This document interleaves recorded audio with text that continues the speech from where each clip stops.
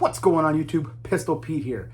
This is going to be a short one. I just wanted to give you guys an update on for me, I have a collection. I collect knives. I use knives. I have a lot of user knives. It's getting close to almost 50-50 now. When I started this channel, it was more like almost like I would say close to maybe 70% were users and 30% were collectors. But now it's getting close to like almost 50-50, because I buy knives to use, obviously the newer stuff, but I also collect a lot of the older stuff too, stuff that's going to be worth money. I use it as an investment, because I get you get a lot of those trolls on the shorts and go, oh, use your knives, use your knives, they're meant to be used. I understand that. I have knives that I use, but I also have these collector ones that are worth a lot of money, and just like anything else, the more pristine, the more new they are, they come in boxes, they're worth a hell of a lot more. You get an old 80s knife in a box that's desirable, it goes up in value dramatically every 10 years. So I have knives that I've purchased and sold that I've gotten, 10, 15 years back that are older knives, and I sold them recently for triple the price that I bought them for. So I use the sales also as an investment, as a sale, especially if it's a good, if I get a good deal on an older knife. So with that being said, as you can tell by the title, I'm talking about the Espada XL. I had the Espada XL in S35VN, which I just recently sold because I don't need two of them, and I'm using them for collecting. And this one here is, let me bring it out here. This bad boy is in the CTS XHP. So absolutely beautiful freaking knife. And I know you said to yourself, well, you just traded in because of the steel. That's it. Everything else looks the same. Actually, it's a little bit different. It's a little bit different. I wish I put the other one up, and I gave a good deal. That's why I put the other one up on eBay. And I was like, because I just wanted, and I got a super good deal on this too. That's why I was like, as long as that other one, the S35VN one, pays off this one, and this is a desirable, and again, that's steel, because they don't make that steel anymore, cold steel. This is an older steel they used to use. But as long as it pays it off, then I don't care. I just want to break even. So I sold the one for a freaking smoking deal on eBay, and I was gonna do a video. I was like, I'll post it, but then I'll do a video. It probably won't sell for a while. Sold like 2 days. Then I think like a day and a half it sold. I was like, oh shoot, man, that thing sold quick.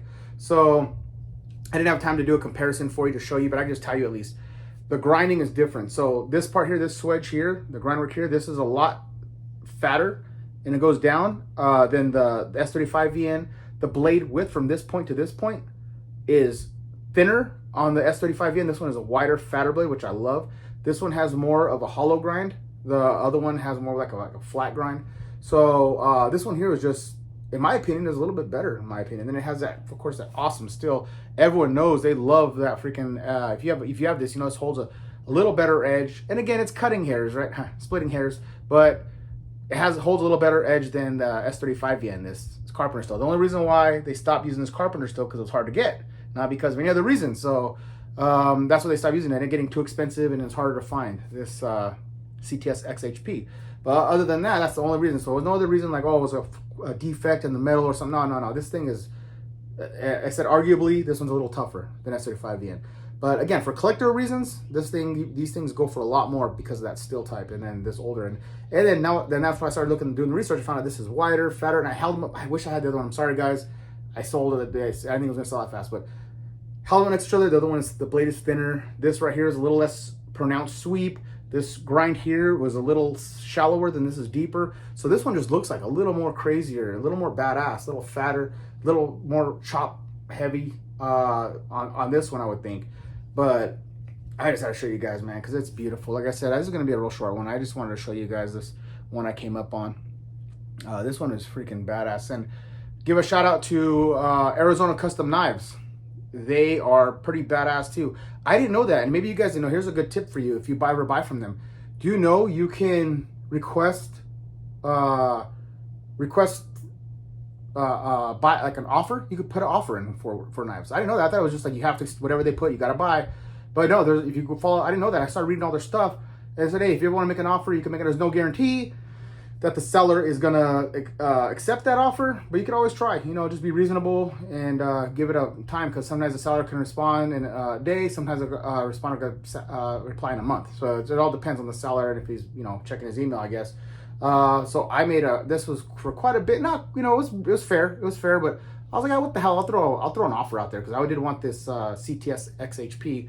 So I threw an offer out there for quite a bit less. I mean, we're talking like, I think 60, 70 bucks less than what he was asking. And he came back within a day and said, yeah, sure. They fucking did the paperwork, signed it off, and boom, I got it. So if you like stuff there, they almost have like an eBay thing, which is awesome, I think, because you can request, you know, not saying they're going to accept it for you and you're going to get it for that price, but you could always ask. Or they might come back with a counter offer and you still get it a little bit cheaper.